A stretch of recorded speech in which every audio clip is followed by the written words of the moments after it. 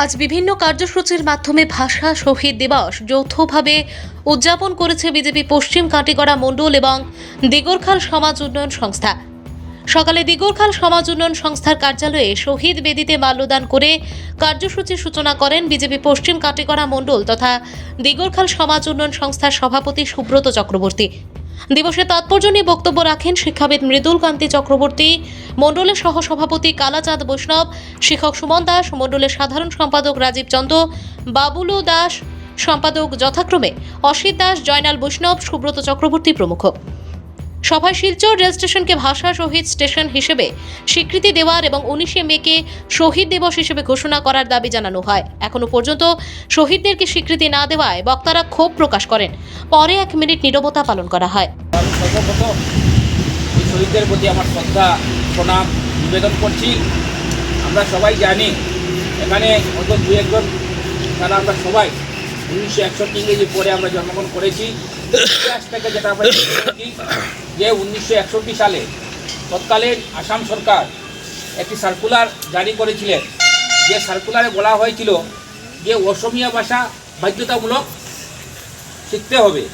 আর সেই সার্কুলারের প্রতিবাদে সমগ্র বরাক উপত্যকায় তথা যেখানে যেখানে বাঙালি লোকরা রয়েছেন, বাংলা ভাষাভাষী যারা রয়েছেন, তারা সেই সার্কুলারের বিরুদ্ধে আন্দোলন সংগঠিত করেছিলেন। 1961 সালে যে পরে আন্দোলন হয়েছিল তা নয়।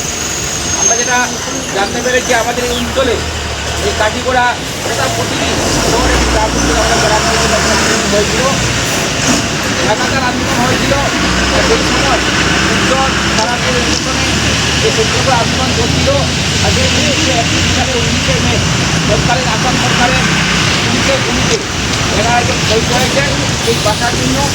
তারপর থেকে আমরা প্রতি বছর 19শে মে দিনটিকে সমস্ত মহানগরকে যেখানে যেখানে শুধু বরাক উপত্যকায় আমাদের বাংলাভাষী লোক রয়েছে, আজকের দিনটিকে শহীদ দিবসে আমরা পালন করছি।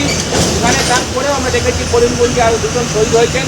কিন্তু আমাদের দুঃখের বিষয় যদিও সেই সময় সেই আন্দোলনের ফলে সেই আসাম সরকারের জারি করা সার্কুলার স্থগিত করা হয়েছিল, কিন্তু আজকের দিনেও সেই সার্কুলার সম্পূর্ণভাবে বাতিল করা হয়নি। আমরা প্রতি বছর সেই দাবিকে আমরা উত্থাপন করছি যে এখানে যে সার্কুলার 1961 আসাম সরকার জারি করা হয়েছে সেটা বাতিল করা হয়। তার সঙ্গে আমরা আশঙ্কা করতে পারি আমরা যদিও আজকে বিভিন্ন দল সংগঠন আমরা আজকে শহীদ হিসেবে আমরা পালন করছি, কিন্তু আমরা লক্ষ্য করেছি আগে প্রায় 10 দিন থেকে বিভিন্ন দল সংগঠন সমস্ত বরাক উপত্যকায় যেটা এবছর হয়েছে বিভিন্ন কার্যক্রম হাতে নিয়ে থাকে আজকের দিনে হচ্ছে। কিন্তু আমরা সরকারের পক্ষ থেকে আজকের দিনটিতেও সেই 11 জনকে শহীদ হিসাবে ঘোষণা করা হয়নি। তা আমরা আজকের দিনে আমাদের সমাজ সংস্থায় বা এই সংস্থার মাধ্যম থেকে আমরা মাননীয় মুখ্যমন্ত্রীর কাছে আসাম সরকারকে অনুরোধ রাখবো যে 11 জনকে সেই হিসাবে শহীদ হিসাবে যাতে ঘোষণা করা হয় সরকারি তরফ থেকে, যাতে আজকের দিনে শহীদ হিসাবে আমরা সরকারিভাবে যাতে করতে পারি সেটা আবেদন রাখছি আজকের এই সবার মাধ্যমে থেকে। এবং আমি বিশেষ করে আমাদের এই অঞ্চলে তথা বরাক উপত্যকা যারা বিধায়করা রয়েছে, যারা থেকে এরপরে যাতে আবার শুনতে পারেন যে আজকের দিনটিকে শহীদ হিসাবে ঘোষণা করার জন্য তারা আমরা প্রতি বছর আগের দিকে শহীদের করব। কিন্তু সরকারের তরফ থেকে যতদিন পর্যন্ত এই দিনটাকে শহীদ হিসাবে ঘোষণা করা হবে না, আমার মনে হচ্ছে আমাদের বরাক উপত্যকায় কার্যক্রম আমাদের কার্যক্রম হওয়া দরকার, যেখানে যে আন্দোলনের মাধ্যমে প্রয়োজনে যে আজকের দিনটিকে যাতে শহীদের ঘোষণা করা হয়। তো আমি এটা কথাই বলছি যে আমরা যে আজকে মাতৃভাষায় কথা বলতে পারছি, আজকে আমরা অফিস আদালতে স্কুলে আমরা মাতৃভাষায় বাংলা ভাষায় কথা বলতে পারছি, এটা সম্ভব হয়েছে এই 1961 সালে যারা শহীদ হয়েছিলেন তাদের রক্তের বিনিময়ে। সেই সময় যদি আমাদের যারা অভিভাবক ছিলেন তারা যদি আন্দোলন সংগঠিত না করতেন তাহলে হয়তো আজকে আমরা সেই বাংলা ভাষায় আমরা অফিস আদালতে স্কুলে আমরা কথা বলতে পারতাম না। তার জন্য আজকের দিনেও আমরা মাতৃভাষায় আমরা বাংলা ভাষায় আমরা কথা বলতে পারছি। আমরা মনে করি যে আমরা যারা বাঙালি রয়েছি আমরা কোনো ভাষার বিরোধিতা করছি না। এখানে ভারতবর্ষ যে ভাষায় থাকতে পারে, কিন্তু আমরা যারা বিভিন্ন সময় আমরা দেখেছি আমরা যারা বাঙালিরা মাতৃভাষায় বাংলা ভাষায় কিন্তু রয়েছি, আমাদের এখানে বিভিন্ন ধরনের আমার মাতৃভাষার উপর আক্রমণ হয়।